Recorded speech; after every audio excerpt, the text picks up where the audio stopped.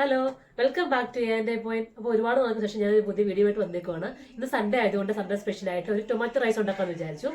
എന്നും കഴിഞ്ഞ ചോറിനേക്കാളും ഒരു വെറൈറ്റി അല്ലേ. അപ്പോൾ നമുക്കത് എങ്ങനെ ഉണ്ടാക്കുന്നത് നോക്കാം. വീഡിയോയിലേക്ക് പോയാലോ. ടൊമാറ്റോ റൈസിന് വേണ്ടിയിട്ട് ഞാൻ വെളുത്ത ചോറാണ് ഉണ്ടാക്കി വെച്ചേക്കുന്നത്.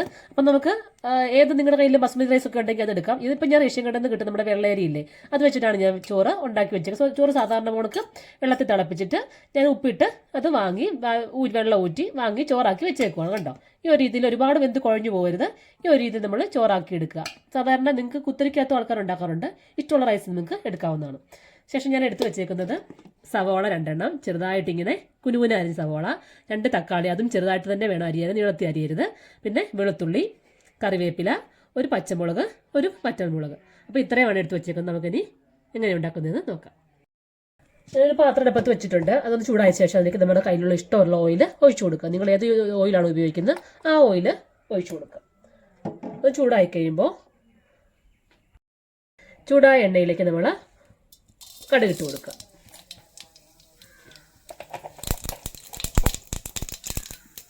കടുക് പൊട്ടുമ്പോൾ നമ്മൾ ഒരു കറിവേപ്പില ഇട്ട് കൊടുക്കുക, ഒരു പച്ചമുളക് ഇട്ട് കൊടുക്കുക. ശേഷം ഒരു പച്ചമുളക് എടുത്തു വെച്ചിട്ടുണ്ടായിരുന്നു, അത് നടുവേ കീറി ഇട്ട് കൊടുക്കുക. ഇതിലേക്ക് നമ്മൾ ഒരു പിടി പരിപ്പ് ചേർത്ത് കൊടുക്കുക. സെയിം അളവിൽ തന്നെ ഉഴുന്ന്, നമ്മുടെ ദോശയ്ക്ക് കിടക്കുന്ന ഉഴുന്നില്ലേ, ആ ഉഴുന്ന് ചേർത്ത് കൊടുക്കുക. നന്നായിട്ടൊന്ന് ഇളക്കി കൊടുക്കുക. അപ്പം ഇതിൻ്റെ കളറ് ചെറുതായിട്ടൊന്ന് മാറുന്നൊന്ന് വെയിറ്റ് ചെയ്യണം. ഇനി നമുക്കിതിലേക്ക് അരിഞ്ഞു വെച്ച വെളുത്തുള്ളി ചേർത്ത് കൊടുക്കുക. ഒരു 4 കഷ്ണം 5 കഷ്ണം വെളുത്തുള്ളി ഞാൻ എടുത്തിട്ടുള്ളായിരുന്നു, ഇട്ട് കൊടുത്തു. അതിലേക്ക് ഞാൻ ചോറ് 2 ഗ്ലാസ് അരിഞ്ഞാണ് ഞാൻ ചോറാക്കി വെച്ചേക്കുന്നത് കേട്ടോ. അപ്പോൾ അതിനുള്ള അളവാണ് ഞാൻ ഈ പറയുന്നത്.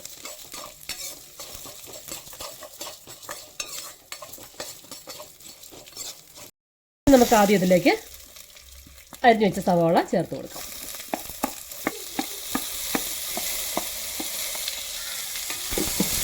സവാള ചേർത്ത ശേഷം നമ്മൾ ശകലം ഉപ്പ് ഇട്ട് കൊടുത്താൽ പെട്ടെന്ന് നമുക്കിത് വഴന്നു വരും.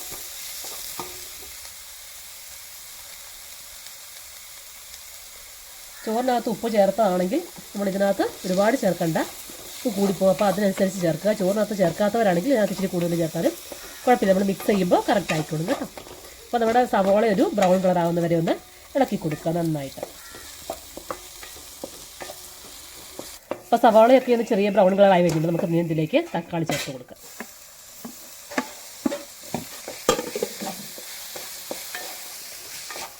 ചെറിയ ഗ്ലാസ്സിന് 2 ഗ്ലാസ് അരിയാണ് ഞാൻ എടുത്തത്, അതുകൊണ്ടാണ് ഞാൻ 2 തക്കാളി ചേർത്തത്. അപ്പം ഒരു 3-4 പേർക്ക് കഴിക്കാനുള്ളതൊക്കെ ചോറാണെങ്കിൽ ഉണ്ടാക്കുന്നതെങ്കിൽ ഒരു 4 തക്കാളി 5 തക്കാളിയൊക്കെ ചേർത്തോടെ. ഇനി നമുക്ക് ഇതിലേക്ക് ഒരു നുള്ളു മഞ്ഞൾപ്പൊടി, 1/2 സ്പൂൺ മുളക് പൊടി, കാശ്മീരി മുളക് പൊടി ആണെങ്കിൽ 1 സ്പൂൺ ചേർത്തോളൂ കേട്ടോ, ചെറിയ സ്പൂണിന് 1 സ്പൂൺ. നമുക്കിതിനകത്ത് മെയിൻ വേണ്ട സാധനം കായപ്പൊടിയാണ്. കായപ്പൊടി നമ്മളിതിലേക്ക് ചേർത്ത് കൊടുക്കുക. ചെറുതായിട്ടാണ് വീഴുന്നത്, അതുകൊണ്ടാണ് ഒരുപാട് ചേർക്കുന്നില്ല. എന്നാലും ചെറിയൊരു മണമൊക്കെ വരാനായിട്ട് മതി, അത്രയും ചേർത്താൽ മതി. നമുക്കിത് നന്നായിട്ടൊന്ന് ഇളക്കാം. തക്കാളി ചുറ്റി ഒന്ന് വയലാനായിട്ട് ഇളക്കി കൊടുക്കുക.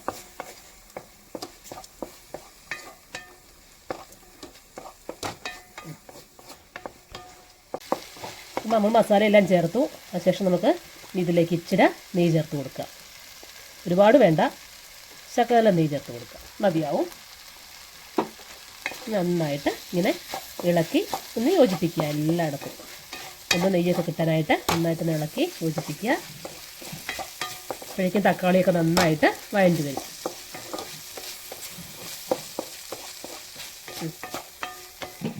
നമുക്കിതിലേക്ക് കറിവേപ്പില ഇരിപ്പുണ്ടെങ്കിൽ ഇട്ട് കൊടുക്കുക. അതും കൂടി 2 ചേർത്ത് കൊടുത്തു. മല്ലിയിലയാണ് നല്ലത്, പക്ഷേ എൻ്റെ ഈ മല്ലിയില ഇല്ല, അപ്പം ഇന്ന് കറിവേപ്പിലയാണ് ഞാൻ ചേർക്കുന്നത് കേട്ടോ. മല്ലിയില നിങ്ങളുടെ കയ്യിൽ ഉണ്ടെങ്കിൽ മല്ലിയില ചേർത്തോളുക. ഇനി നമുക്കിതിലേക്ക് നമ്മൾ വെന്ത് വെച്ച ചോറ് ചേർത്ത് മിക്സ് ചെയ്യാം. ചോറ് വേവിക്ക് പ്രത്യേകം ശ്രദ്ധിക്കണം. ചോറ് ഒരുപാട് കുഴഞ്ഞു പോകരുത് കേട്ടോ. കുഴഞ്ഞു പോയാൽ നമ്മുടെ ഈ റൈസിന് വലിയ ടേസ്റ്റ് വരില്ല. അപ്പം ചോറ് നല്ല പൊടി കൂടെ കിടക്കണം. അങ്ങനെയാണെങ്കിൽ നമ്മുടെ റൈസിന് ഒരു ടേസ്റ്റൊക്കെ വരത്തുള്ളൂ.